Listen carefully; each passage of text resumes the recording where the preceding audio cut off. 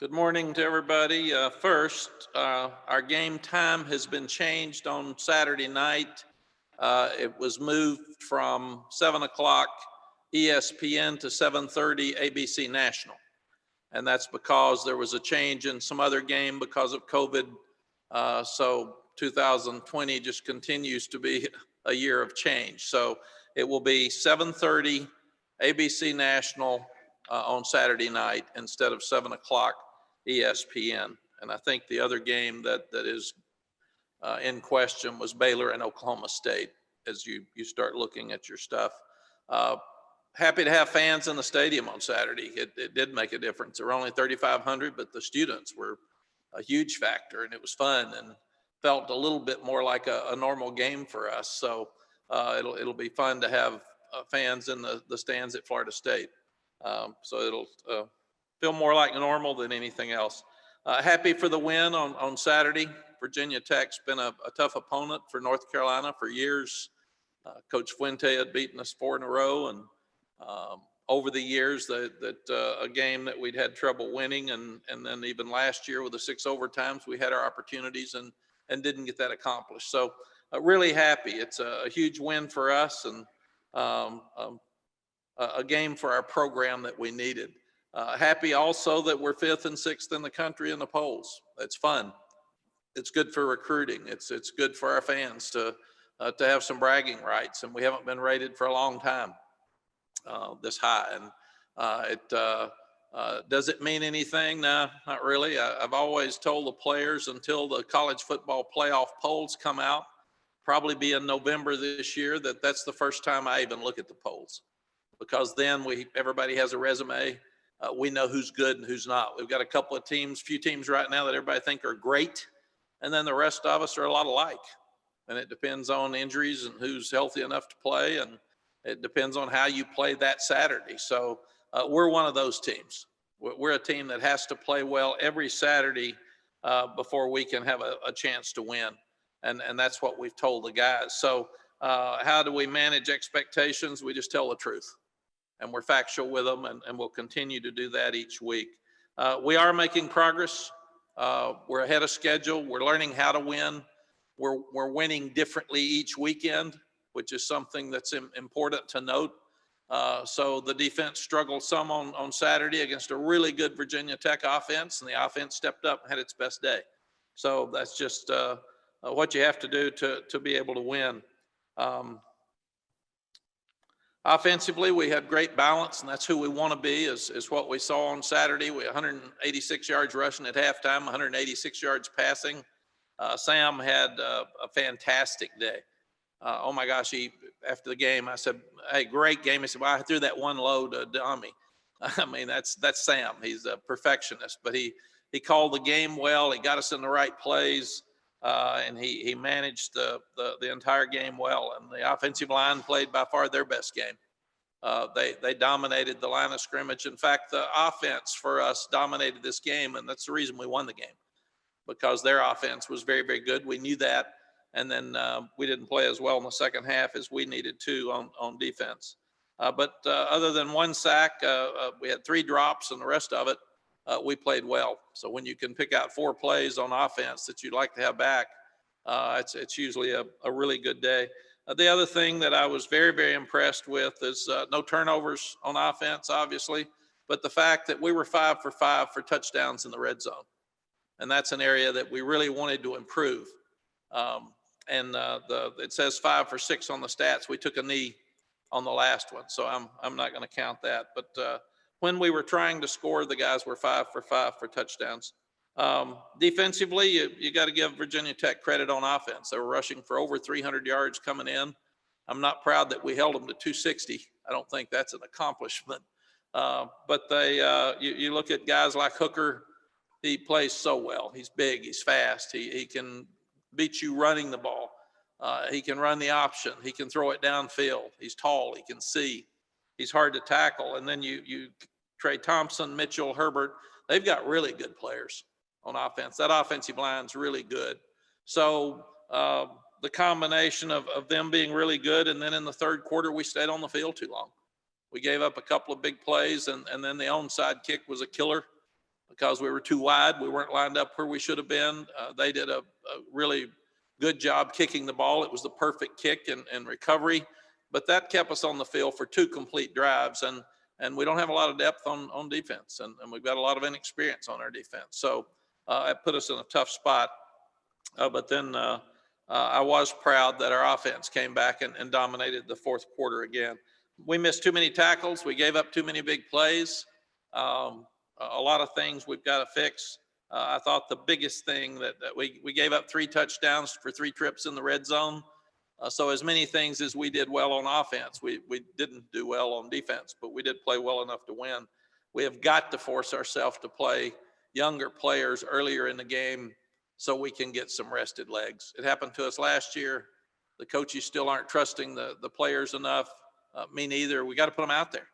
And we're in tight games all the time, so it's hard to do. And again, we mentioned Charlotte before. It hurt us that we didn't get a chance to play those guys. But you can really get better in games a lot more than practice. You can get your fundamentals in practice, but without game experience, you can't get where you need to be. And we're still not forcing turnovers on defense. We dropped 2 balls that we could have had as interceptions. We're not stripping the ball. We've got to do a better job in those areas. It's amazing we're 3-0 with as few turnovers as we forced for the year. So we're still a work in progress on defense. I was just thinking that Kyler McMichael played mostly special teams at Clemson his first year. He was out last year, so he's played 3 games at corner. And then you start looking at Don Chapman. He's a very young safety. Cam Kelly really played his first full game on Saturday, and Patrice Renee's been out for a year. So a lot of inexperienced in those positions. Special teams, by and large, we're good. Ben Kiernan punted for over 45 yards a punt. Our coverage was excellent. Grayson Atkins was 100% with his extra points, and Jonathan Kim continues to be a huge factor for us with his kickoffs because he didn't let Herbert touch the ball very often at all. And when we had the very poor unsportsmanlike penalty and moved the kickoff back, he made an outstanding tackle on Herbert that could have saved a touchdown. So good for Jonathan Kim. And then we continue to have too many penalties. We have got to clean that up. That's 10 penalties, 3 straight weeks. And we keep screaming, we keep harping, but it's the same old thing. So it needs to get fixed. The players of the game offensively, everybody played well. The receivers blocked well, the tight end blocked well. Those backs are really special. Sam played one of his best games, but the coaches voted the entire offensive line as the players of the game on offense. The player of the game on defense was Kyler McMichael because he was out there by himself on an island and stood up. They only completed 1 ball on him, and the special teams player of the game was Jonathan Kim.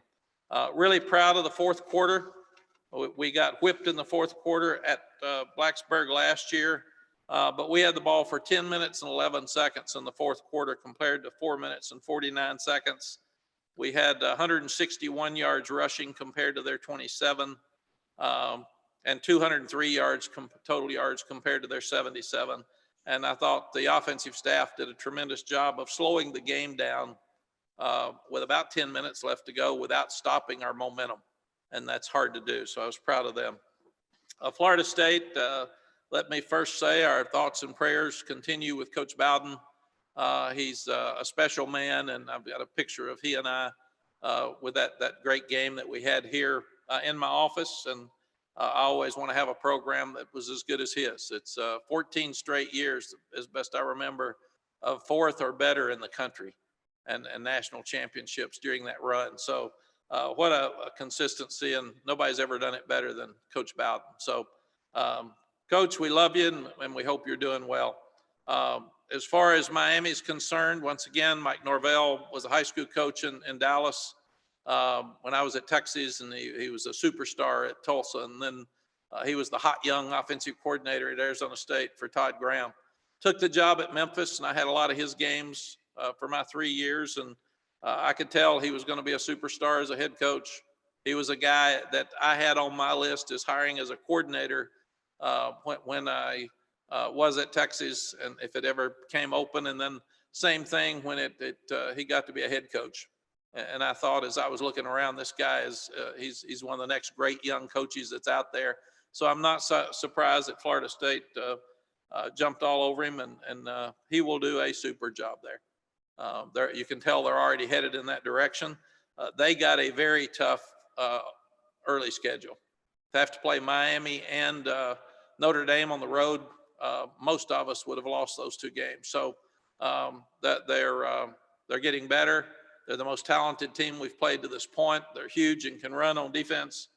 Marvin Wilson's the #1 draft pick as a defensive tackle. He's 6'5", 305 pounds, and can run.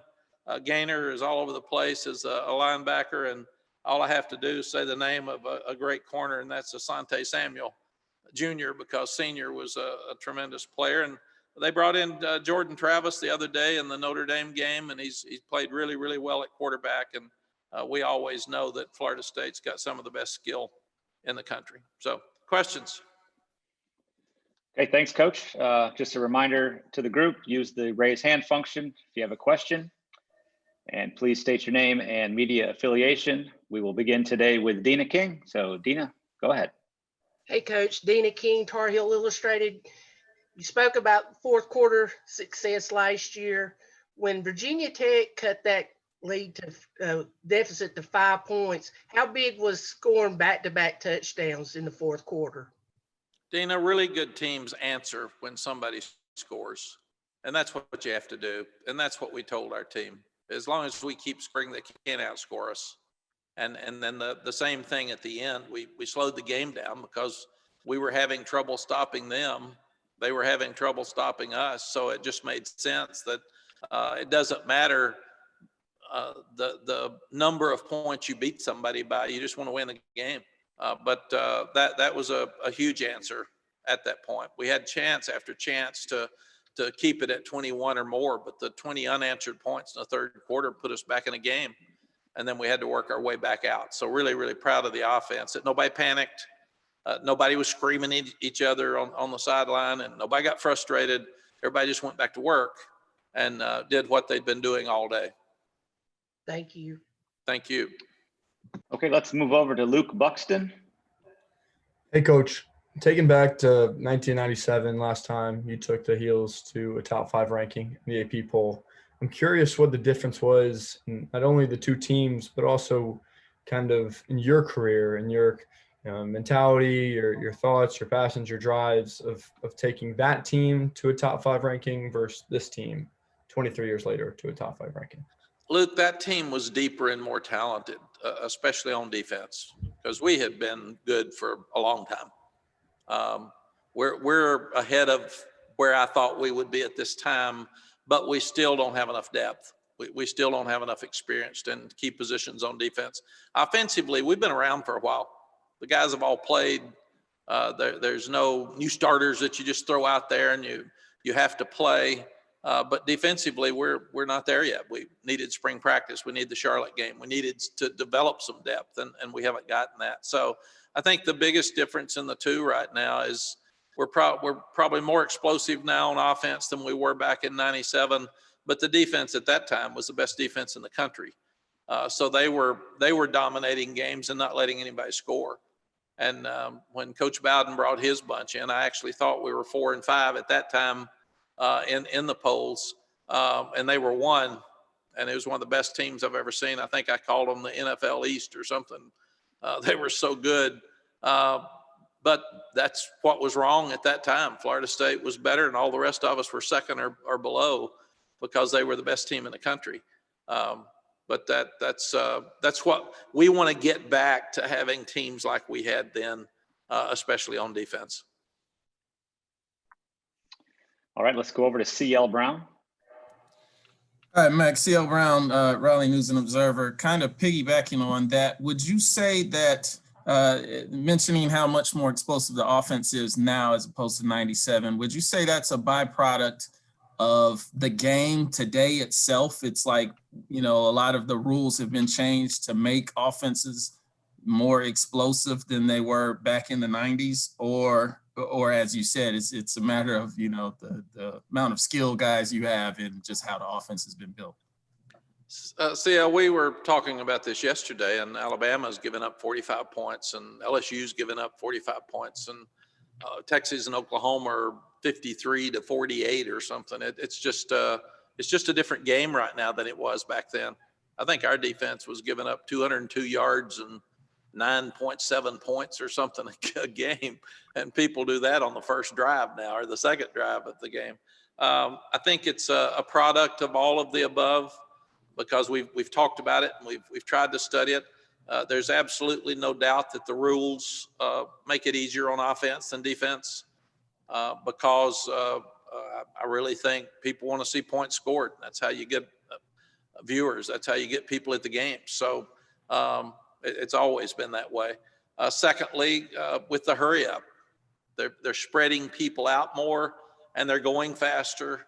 So you've got to be too deep of really good players on defense to stop anybody, because they're going fast, and you're one-on-one in a lot of different situations.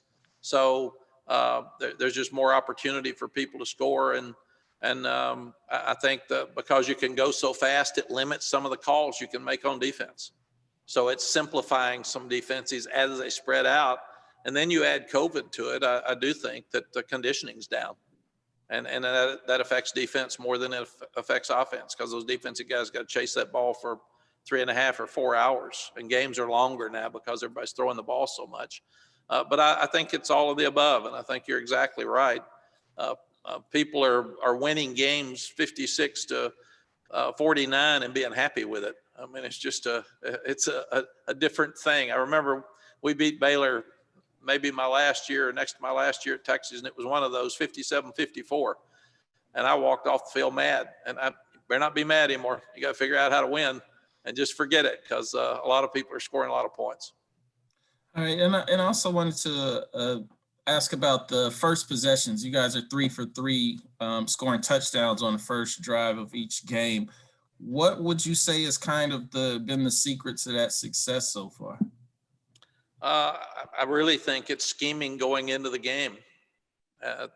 We've had a great plan, and the guys are excited and they're ready to play. And then in the first 2 games, I thought we got frustrated some after that. But we didn't have the ball in the third quarter this game. We didn't have the ball in the second quarter against Syracuse, because we had a turnover offensively and we dropped a punt on special teams. So we lost 2 possessions there. So this is the first time our offense has been in sync, and I thought the offensive coaches had a tremendous plan of getting the ball out of Sam's hand quickly, getting it to our playmakers, and letting those 2 backs run. Thanks, Coach. Thank you. Coach, if we can take one quick break, and we can announce the NC State game time if you would like. Yes, the NC State game will be at noon. And it will be either on ESPN or ACC Network. We're just giving you all kinds of information today. Great. Thanks, Coach. We will go over to Andrew Jones. I did know that, Andrew, at 11, but I was threatened not to say it until it was released by the ACC Network. So if I had forgotten and slipped because of my experienced age, I was going to blame Jeremy. Maybe you were trying out for Jeremy and Mark's job. Yes. Staying on the 97 game, that week, the national media dubbed that as Judgment Day. There were a couple other big games that went on in the country.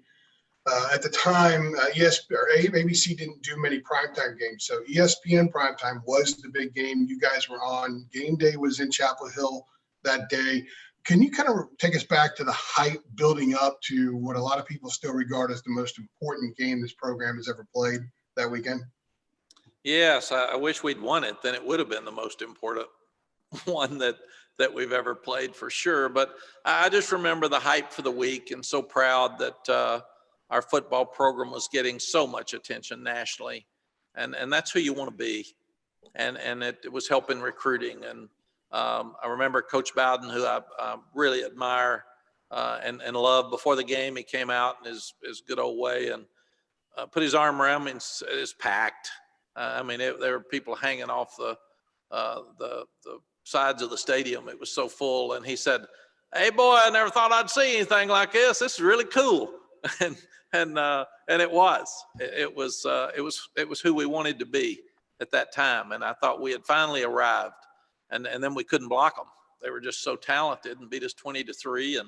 And it was a great game, but it was a defensive game and very, very physical. And that's my memories of Florida State as we get ready to go to Tallahassee. As we kind of connect some weird dots from 97 to this week, the last time Carolina played a game in their top 5 was that week. It happened to be against FSU. It's also the last time you faced your alma mater, if I'm correct, as a coach. So what are your kind of thoughts about that? All these dots being connected 23 years apart. Oh, it is true. I hadn't thought about it till right now, but I haven't coached against them. I haven't been back to Tallahassee. So it'll be fun, and so much has changed down there since Coach Bowden left. But Jimbo Fisher won a national championship. They're still very talented, and we're going to have our hands full. I mean, that's so it feels no different than going to Tallahassee to play a very talented team that will be a tough game for us. I've always said to myself, when you've got a challenge, the positive person takes that as an opportunity. And these guys are so good. When you start watching their tape this week, you'll be amazed. And they're going to be a really good team by the end of the year. I hope it's not this weekend. Thank you. I appreciate that. Thank you. All right, Alyssa Ray, go ahead. Hey, Coach, we talked last week about the potential of this offense, and you said you just wanted them to settle down and have fun. 56 points later, do you think that they did that? Alyssa, they did. That's who we want to be. That's what we'd see on drives, but we didn't even see it for whole quarters, much less an entire ball game. And I'm so proud of them. Now the big question will be they can't get too full of themselves because they did well. They've got to come back and do it again this week. So if they can get to be that offense every week, we've got a chance to be really good. What do you see out of Javonte Williams and Michael Carter as far as feeding off of each other? It seems like they kind of hype each other up, but also are competitive in a beneficial way for the team. Yes, Alyssa, they're great young people. Number one, they're so respectful of each other, and they have no jealousy at all. They're not selfish. If Michael runs it all the way down, Javonte takes it in for the touchdown. You know, you got some players in your past that would say, "What are you doing, man? I'm the one that got it down here." And there's none of that with these two guys. And I think it's out of respect. And they're also quiet leaders on the team. Michael's more outspoken than Javonte. Javonte never speaks. And of course, he was valedictorian of his high school. So I don't want to talk to him. He's too smart to talk to me. I just say hello, and I don't want him asking me questions that I can't answer. But I have to think that they're among the best combination of backs in the country, if not the best, because it really doesn't matter when one's in the game. They both can do everything well, and they will both be outstanding NFL players at some point. They've got power, they've got vision, they've got patience, they can catch the ball. They're good pass protectors and did a better job in this game than they did against Boston College. And at the same time, they've got enough speed to take it all the way and enough power and vision to make the inside cuts. So we're really lucky to have those two guys. They are definitely our impact players. Thanks, Coach. Thank you. Okay, Brendan Marks, go ahead. Hey, Mac, Brendan Marks from The Athletic. Thanks so much for taking the time. Brendan. I hate to be the person to dwell on anything negative after a win like that, but you mentioned the penalties and the necessity of cutting those out. What are you seeing on tape that is sort of allowing these things to be a consistent problem? And how do you actually go about cutting them out now that you've seen 3 games worth of the same evidence? Brendan, I brought it up. I mean, it's there. It's real. It's ugly. And I told the guys we can't be considered a disciplined team with a bunch of penalties. I said, we act like we are, and we're not having turnovers, but come on, man. So we have officials at every practice. We have them call every penalty, and we document every one of them. We show it to them on video, and the penalties you have in practice are the ones that show up in a game. Now we'll turn all those into the ACC office, and we'll get it back on tonight or tomorrow. That'll tell us 3 of them shouldn't have been called, and There'd have been 2 others that should have been called. I mean, that's the kind of stuff you get on Tuesday. But the guys have just got to go back and do it. 2 of them were false starts by Josh Azudu, who played better than any other offensive lineman. So I'm not going to bench him. And he hadn't played in a long time. And they were jumping around and calling signals and stuff. And that he flinched twice. He's a very bright kid. So that's not going to happen. He'll be good. We'll get rid of that one. But then you get the offensive pass interference with Diami. I mean, it's a, did he grab us? Did we push him off thing? It's a judgment call. Diami's not going to have that happen. Hadn't happened since we've been here. So you've got to look at every penalty. Cedric Gray pulled one down on punt, and he was trying to get released, and the guy was holding him, and he took him to get him off of him and threw him down. That's offensive holding. I've never seen that call before. So I think you go back, Brendan, more than anything else, and you look at every penalty, and instead of saying it's a problem, you try to fix the individual. And we had a holding call that was holding on our offensive line. So you have to look at every one of them. And I think that's the biggest thing that you go through each week, and you take the individual, because these are individual penalties that hurt our team, and you coach that individual. And we told the players, we have to decide if you're going to have penalties, are you playing well enough to be in there if you can't keep from having penalties?